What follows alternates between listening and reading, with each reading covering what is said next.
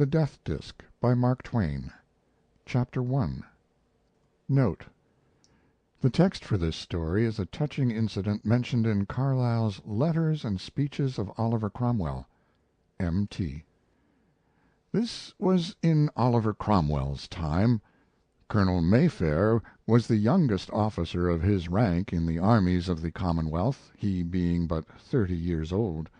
But young as he was a veteran soldier, and tanned and war-worn, for he had begun his military life at 17. He had fought in many battles, and had won his high place in the service and in the admiration of men step by step by valor in the field. But he was in deep trouble now. A shadow had fallen upon his fortunes. The winter evening was come, and outside were storm and darkness, within a melancholy silence. For the Colonel and his young wife had talked their sorrow out, had read the evening chapter and prayed the evening prayer, and there was nothing more to do but sit hand in hand and gaze into the fire and think and wait. They would not have to wait long, they knew that, and the wife shuddered at the thought. They had only one child, Abby, 7 years old, their idol. She would be coming presently for the good-night kiss, and the Colonel spoke now and said, "Dry away the tears, and let us seem happy for her sake. We must forget, for the time, that which is to happen."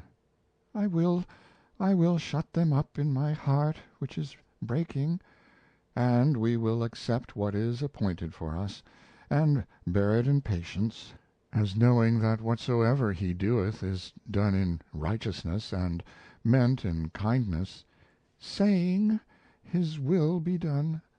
Yes, I can say it with all my mind and soul. I would I could say it with my heart. Oh, if I could! If this dear hand which I press and kiss for the last time— Sh, sweetheart, she is coming. A curly-headed little figure in night-clothes glided in at the door, and ran to the father and was gathered to his breast and fervently kissed once, twice, 3 times. "Why, papa, you mustn't kiss me like that. You rumple my hair." "Oh, I am so sorry, so sorry. Do you forgive me, dear?" "Why, of course, papa. But are you sorry? Not pretending, but real, right down sorry?" "Well, you can judge for yourself, Abby," and he covered his face with his hands and made believe to sob. The child was filled with remorse to see this tragic thing which she had caused, and she began to cry herself, and to tug at the hands and say, "Oh, don't, papa, please don't cry. Abby didn't mean it. Abby wouldn't ever do it again. Please, papa." Tugging and straining to separate the fingers, she got a fleeting glimpse of an eye behind them, and cried out, "Why, you naughty papa, you are not crying at all. You are only fooling, and Abby is going to mama now. You don't treat Abby right." She was for climbing down, but her father wound his arms about her and said, "No, stay with me, dear. Papa was naughty, and confesses it, and is sorry. There, let him kiss the tears away, and he begs Abby's forgiveness, and will do anything Abby says he must do for a punishment. They're all kissed away now, and not a curl rumpled, and whatever Abby commands." And so it was made up, and all in a moment the sunshine was back again and burning brightly in the child's face, and she was patting her father's cheeks and naming the penalty, "A story, a story." Hark! The elders stopped breathing and listened. Footsteps, faintly caught between the gusts of wind. They came nearer, nearer, louder, louder, then passed by and faded away. The elders drew deep breaths of relief, and the papa said, "A story, is it? A gay one?" "No, papa, a dreadful one." Papa wanted to shift to the gay kind, but the child stood by her rights, as per agreement. She was to have anything she commanded. He was a good Puritan soldier and had passed his word. He saw that he must make it good. She said, "Papa, we mustn't always have gay ones. Nurse says people don't always have gay times. Is that true, papa? She says so." The mamma sighed, and her thoughts drifted to her troubles again. The papa said gently, "It is true, dear. Troubles have to come. It is a pity, but it is true." "Oh, then tell a story about them, papa, a dreadful one, so that we'll shiver, and feel just like it was us. Mama, you snuggle up close and hold one of Abby's hands, so that if it's too dreadful it'll be easier for us to bear it, if we are all snuggled up together, you know. Now you can begin, papa." "Well, once there were 3 colonels." "Oh, goody! I know colonels just as easy. It's because you are one, and I know the clothes. Go on, papa." "And in a battle they had committed a breach of discipline." The large words struck the child's ear pleasantly, and she looked up, full of wonder and interest, and said, "Is it something good to eat, papa?" The parents almost smiled, and the father answered, "No, quite another matter, dear. They exceeded their orders." "Is that something?" "No, it's as uneatable as the other. They were ordered to feign an attack on a strong position in a losing fight, in order to draw the enemy about and give the Commonwealth's forces a chance to retreat. But in their enthusiasm they overstepped their orders, for they turned the feint into a fact, and carried the position by storm, and won the day and the battle. The Lord General was very angry at their disobedience, and praised them highly, and ordered them to London to be tried for their lives." "Is it the great General Cromwell, papa?" "Yes." "Oh, I've seen him, papa. And when he goes by our house so grand on his big horse with the soldiers, he looks so well, I don't know just how, only he looks as if he isn't satisfied, and you can see the people are afraid of him, but I'm not afraid of him, because he didn't look like that at me." "Oh, you dear prattler! Well, the colonels came prisoners to London, and were put upon their honor, and allowed to go and see their families for the last. Hark!" They listened. Footsteps again, but again they passed by. The mamma leaned her head upon her husband's shoulder to hide her paleness. "They arrived this morning." The child's eyes opened wide. "Why, papa, is it a true story?" "Yes, dear." "Oh, how good! Oh, it's ever so much better. Go on, papa. Why, mama! Dear mama, are you crying?" "Never mind me, dear. I was thinking of the poor families. But don't cry, mama. It'll all come out right. You'll see. Stories always do. Go on, papa, to where they lived happy ever after. Then she won't cry any more. You'll see, mama. Go on, papa." "First they took them to the Tower before they let them go home." "Oh, I know the Tower. We can see it from here. Go on, papa." "I am going on as well as I can, in the circumstances. In the Tower the military court tried them for an hour, and found them guilty, and condemned them to be shot." "Killed, papa?" "Yes." "Oh, how naughty! Dear mama, you are crying again. Don't, mama. It'll soon come to the good place, you'll see. Hurry, papa, for mama's sake. You don't go fast enough." "I know I don't, but I suppose it is because I stop so much to reflect." "But you mustn't do it, papa. You must go right on." "Very well, then. The 3 colonels. Do you know them, papa?" "Yes, dear." "Oh, I wish I did. I love colonels. Would they let me kiss them, do you think?"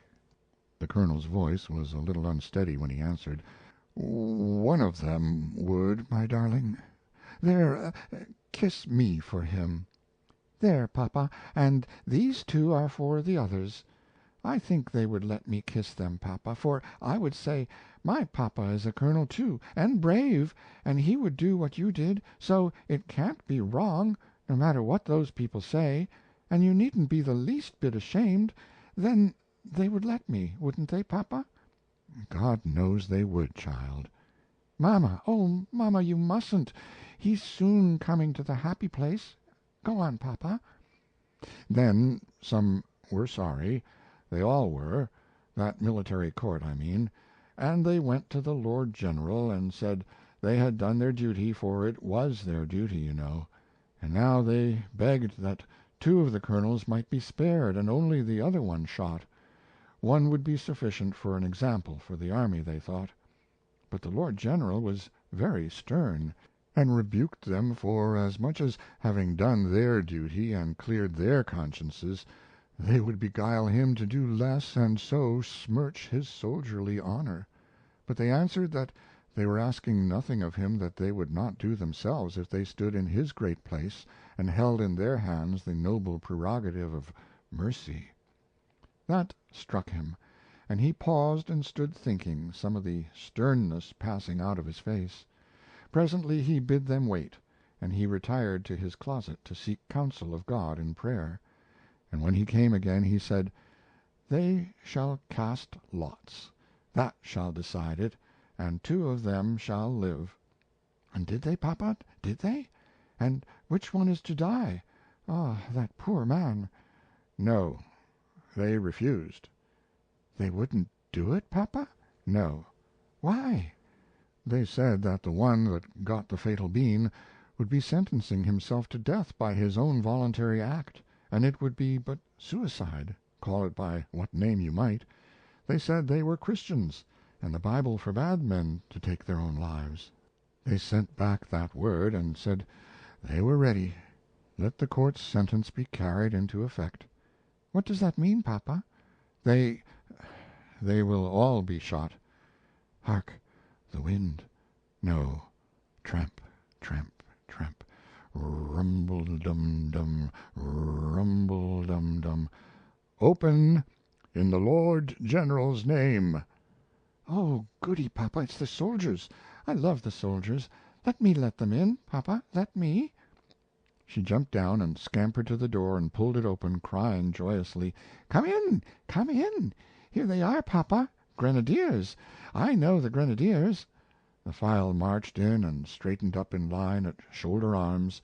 Its officer saluted, the doomed colonel standing erect and returning the courtesy, the soldier wife standing at his side, white, and with features drawn with inward pain, but giving no other sign of her misery, the child gazing on the show with dancing eyes.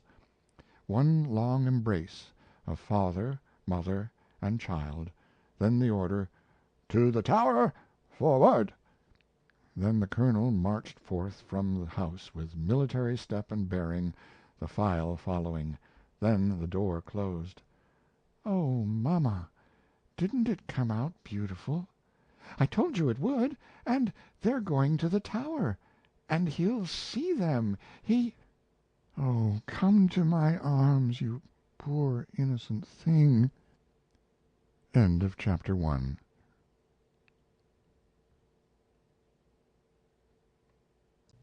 Chapter 2. The next morning the stricken mother was not able to leave her bed.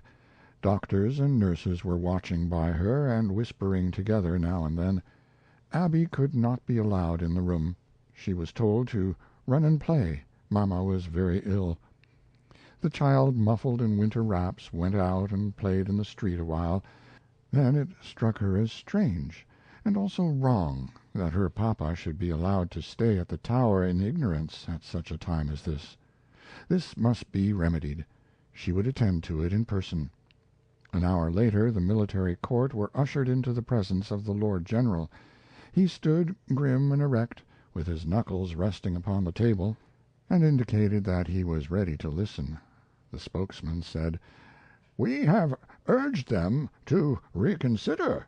We have implored them, but they persist. They will not cast lots. They are willing to die, but not to defile their religion." The protector's face darkened, but he said nothing. He remained a time in thought. Then he said, "They shall not all die. The lots shall be cast for them." Gratitude shone in the faces of the court. "Send for them. Place them in that room there. Stand them side by side with their faces to the wall and their wrists crossed behind them. Let me have notice when they are there." When he was alone he sat down, and presently gave this order to an attendant: "Go, bring me the first little child that passes by." The man was hardly out at the door before he was back again, leading Abby by the hand, her garments lightly powdered with snow. She went straight to the head of the state, that formidable personage, at the mention of whose name the principalities and powers of the earth trembled, and climbed up in his lap and said: "I know you, sir. You are the Lord General. I have seen you. I have seen you when you went by my house. Everybody was afraid, but I wasn't afraid, because you didn't look cross at me. You remember, don't you? I had on my red frock, the one with the blue things on it down the front. Don't you remember that?" A smile softened the austere lines of the protector's face, and he began to struggle diplomatically with his answer. "Why, let me see. I was standing right by the house, my house, you know." "Well, you dear little thing, I ought to be ashamed, but you know—" The child interrupted, reproachfully: "Now you don't remember it! Why, I didn't forget you." "Now I am ashamed, but I will never forget you again, dear. You have my word for it. You will forgive me now, won't you, and be good friends with me, always and forever?" "Yes, indeed I will, though I don't know how you came to forget it. You must be very forgetful. But I am, too, sometimes. I can forgive you without any trouble, for I think you mean to be good and do right, and I think you are just as kind. But you must snuggle me better, the way papa does. It's cold." "You shall be snuggled to your heart's content, little new friend of mine. Always to be old friend of mine hereafter, isn't it? You mind me of my little girl, not little any more now, but she was dear, and sweet, and daintily made, like you. And she had your charm, little witch, your all-conquering sweet confidence in friend and stranger alike, that wins to willing slavery any upon whom its precious compliment falls. She used to lie in my arms, just as you are doing now, and charm the weariness and care out of my heart and give it peace, just as you are doing now. And we were comrades, and equals, and playfellows together. Ages ago it was since that pleasant heaven faded away and vanished, and you have brought it back again. Take a burdened man's blessing for it, you tiny creature who are carrying the weight of England while I rest." "Did you love her very, very, very much?" "Ah, you shall judge by this. She commanded and I obeyed." "I think you are lovely. Will you kiss me?" "Thankfully, and hold it a privilege, too. There, this one is for you, and there, this one is for her. You made it a request, and you could have made it a command, for you are representing her, and what you command I must obey." The child clapped her hands with delight at the idea of this grand promotion. Then her ear caught an approaching sound, the measured tramp of marching men. "Soldiers! Soldiers, Lord General! Abby wants to see them." "You shall, dear. But wait a moment, I have a commission for you." An officer entered and bowed low, saying, "They are come, your Highness," bowed again, and retired. The head of the nation gave Abby 3 little discs of sealing wax, 2 white and 1 a ruddy red, for this one's mission was to deliver death to the colonel who should get it. "Oh, what a lovely red one! Are they for me?" "No, dear, they are for others. Lift the corner of that curtain there, which hides an open door, pass through, and you will see 3 men standing in a row, with their backs towards you and their hands behind their backs, so, each with one hand open like a cup. Into each of the open hands drop one of those things, then come back to me." Abby disappeared behind the curtain, and the protector was alone. He said reverently, "Of a surety that good thought came to me in my perplexity from him who is an ever-present help to them that are in doubt and seek his aid. He knoweth where the choice should fall, and hath sent his sinless messenger to do his will. Another would err, but he cannot err. Wonderful are his ways, and wise. Blessed be his holy name." The small fairy dropped the curtain behind her and stood for a moment conning with alert curiosity the appointments of the chamber of doom, and the rigid figures of the soldiery and the prisoners. Then her face lighted merrily, and she said to herself, "Why, one of them is papa. I know his back. He shall have the prettiest one." She tripped gaily forward and dropped the discs into the open hands, then peeped around under her father's arm and lifted her laughing face and cried out, "Papa, papa, look what you've got. I gave it you." He glanced at the fatal gift, then sunk to his knees and gathered his innocent little executioner to his breast in an agony of love and pity. Soldiers, officers, released prisoners, all stood paralyzed for a moment at the vastness of this tragedy.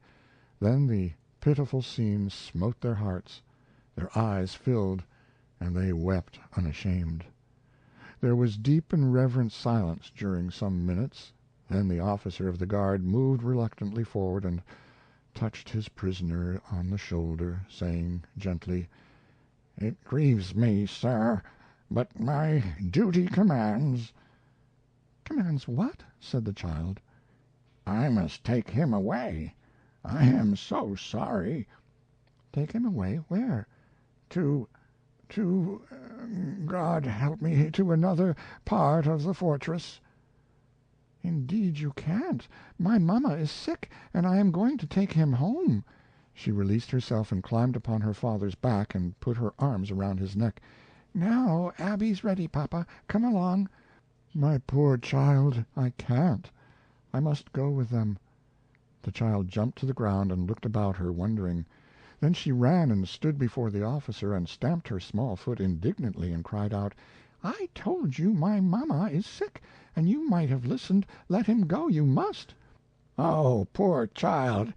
Would God I could, but indeed I must take him away. Attention, guard! Fall in! Shoulder arms!" Abby was gone like a flash of light. In a moment she was back, dragging the Lord Protector by the hand. At this formidable apparition all present straightened up, the officers saluting, and the soldiers presenting arms. "Stop them, sir! My mamma is sick, and wants my papa, and I told them so, but they never even listened to me, and are taking him away." The Lord General stood as one dazed. "Your papa, child? Is he your papa?" "Why, of course. He was always it. Would I give the pretty red one to any other, when I love him so? No." A shocked expression rose in the Protector's face, and he said, "Ah, God help me! Through Satan's wiles I have done the cruelest thing that ever man did, and there is no help, no help. What can I do?" Abby cried out, distressed and impatient, "Why, you can make them let him go." And she began to sob. "Tell them to do it. You told me to command, and now the very first time I tell you to do a thing you don't do it." A tender light dawned in the rugged old face, and the Lord General laid his hand upon the small tyrant's head and said, "God be thanked for the saving accident of that unthinking promise, and you, inspired by him, for reminding me of my forgotten pledge. Oh, incomparable child! Officer, obey her command. She speaks by my mouth. The prisoner is pardoned. Set him free." End of Chapter 2, and end of The Death Disc by Mark Twain.